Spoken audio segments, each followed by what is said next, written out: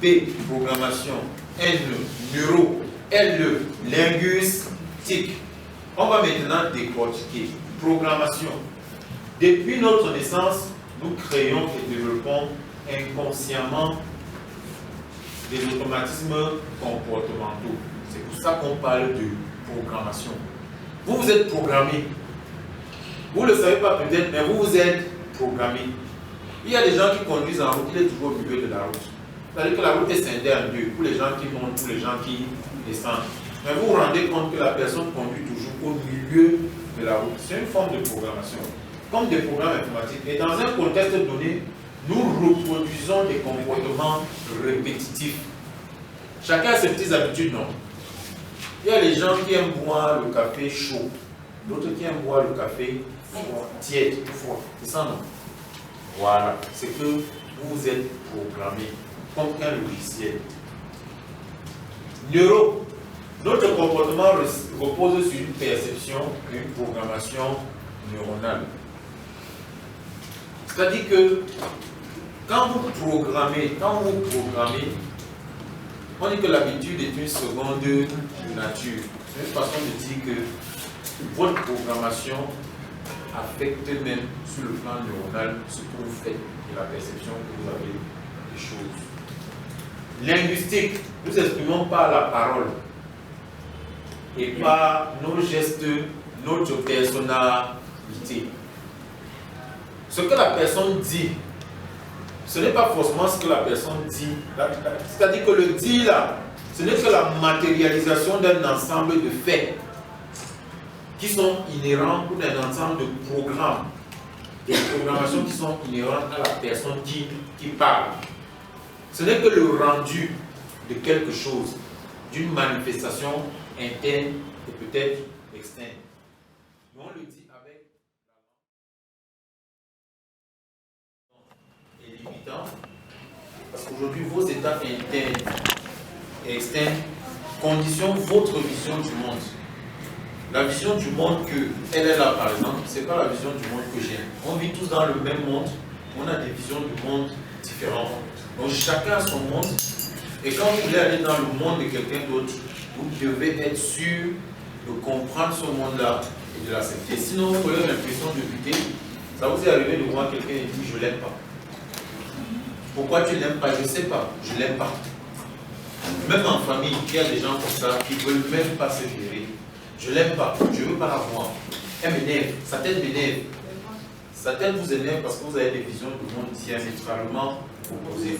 Ce n'est pas de sa faute, ce n'est pas de la vôtre. C'est pareil pour un employé. C'est-à-dire que vous recrutez un gars, techniquement il est bon, mais on chasse des gens dans les entreprises pour incompatibilité d'humeur. Moi je vois ça chaque jour. Mais l'incompatibilité d'humeur en réalité c'est quoi? L'incompatibilité d'humeur c'est que vous ne parvenez pas à synchroniser vos deux mondes. C'est aussi simple que ça. Or, si vous avez cet outil, vous saurez comment synchroniser sa vision du monde et la vôtre. Et après, on va découvrir quelques outils PNL. Il y en a tellement. On va découvrir juste quelques outils PNL que vous pouvez utiliser. Alors, les objectifs de cette formation.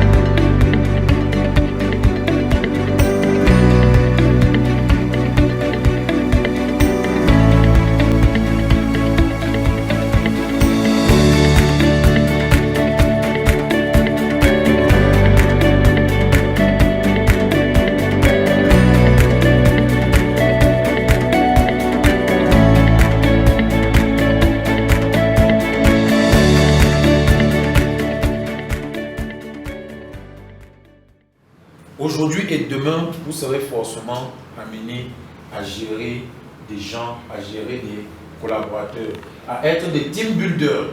Mais vraiment pas n'importe quel team builder. Quand on dit team builder, c'est quelqu'un qui porte une vision et qui parvient, grâce à des outils, de partager cette vision avec des gens qui adhèrent et qui ensemble essayent de s'acheminer vers cette vision. Si vous communiquez mal votre vision, si vous êtes incompris, si vous ne prenez pas en compte les sensibilités des gens, vous avez une vision, mais cette vision doit se transmettre dans le cadre de quelqu'un qui est dans une autre monde. Mais vous avez conçu la vision dans votre monde à vous. D'accord? Maintenant, vous devez être capable de transférer cette vision à des collaborateurs, chacun dans son monde. Si cette vision est mal comprise ou mal transmise, vous aurez de fortes chances de ne pas atteindre l'objectif escompté. C'est dans ce cadre-là que s'inscrit la PNL, avec les team builders que vous êtes, avec les chefs d'entreprise que vous êtes, avec les agri-entrepreneurs.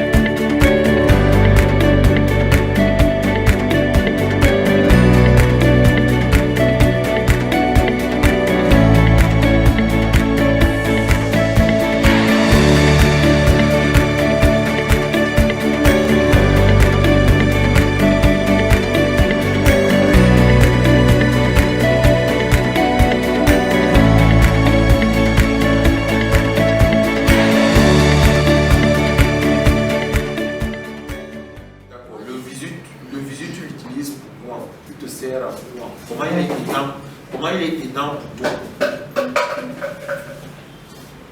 Je retiens plus quand je vois. Quand je vois, je capte l'image. C'est avec ça que je me rappelle la prochaine fois. Ça veut dire que si tu vas quelque part, même dans la nuit, et qu'on te dit de revenir seul, tu reviens. Oui, ça parfois ça m'arrive. Ok. Bon, moi j'ai développé le visuel. Ça se voit vraiment. Très développé chez toi. J'ai passé tout mon temps à observer, j'observe beaucoup. Et c'est à travers les observations que je me projette, que je fais des planifications, que je me projette pour voir sur. Je parlerai parfois à voir sur 2 ans, 3 ans, 5 ans. Voilà. Chez moi, le centre qui est le plus développé, c'est l'auditif. Je peux même être ici là, quelqu'un parle à moi devant. En plus d'écouter, je situe même la personne, je dis qu'ils sont même 4. Je dis donc c'est là. Je suis même sur la motion en train de parler avec quelqu'un comme ça. D'autres personnes sont en train de parler avant. En plus de parler avec toi, j'écoute bien ce qu'ils sont en train de dire. Je suis même capable de le retranscrire. Tel a dit si, il a répondu. Oui, exactement.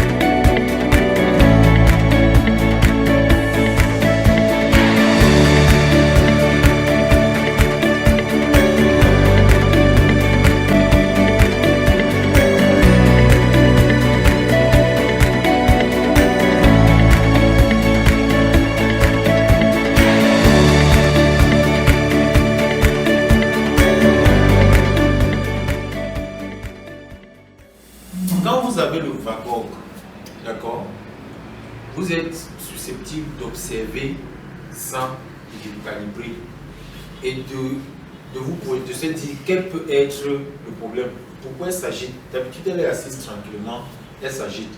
Et entre 2 séances, vous allez la prendre. Lui dire, qu'est-ce qu'il y a? Tu as un problème? Elle va vous dire que j'ai un problème. Hein? Et là, vous allez gérer. Peut-être vous allez dire à la dame, elle va vous dire en intimité, vous allez dire à la dame ou à la personne qui est assise à côté, ok, toi viens ici, tu vas m'aider par exemple à manipuler la machine. Pour éviter. C'est pareil en entreprise. En communication d'entreprise, c'est quoi? Je vous dis que ça va tellement loin que si vous avez des services de car, par exemple, dans votre usine de production, vous connaissez quelqu'un qui a une hygiène corporelle plus ou moins douteuse. D'accord? Et l'autre qui a un sens comme ça, vous ne les mettez pas ensemble. Parce que ça peut impacter la productivité. D'accord? Parce que comme ils doivent travailler ensemble, ils doivent être tout le temps ensemble. Peut-être vous avez une paillasse où on fait l'étiquetage de vos produits. Les deux doivent être comme ça là, en train d'étiqueter les produits. Elle a l'olfatif qui est développé. Et l'autre peut-être, il peut avoir une mauvaise haleine. Et vous savez qu'elle ne supporte pas. Elle sera là comme ça là.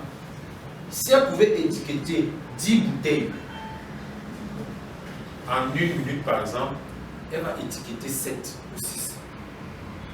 Parce que son esprit sera occupé à gérer les odeurs.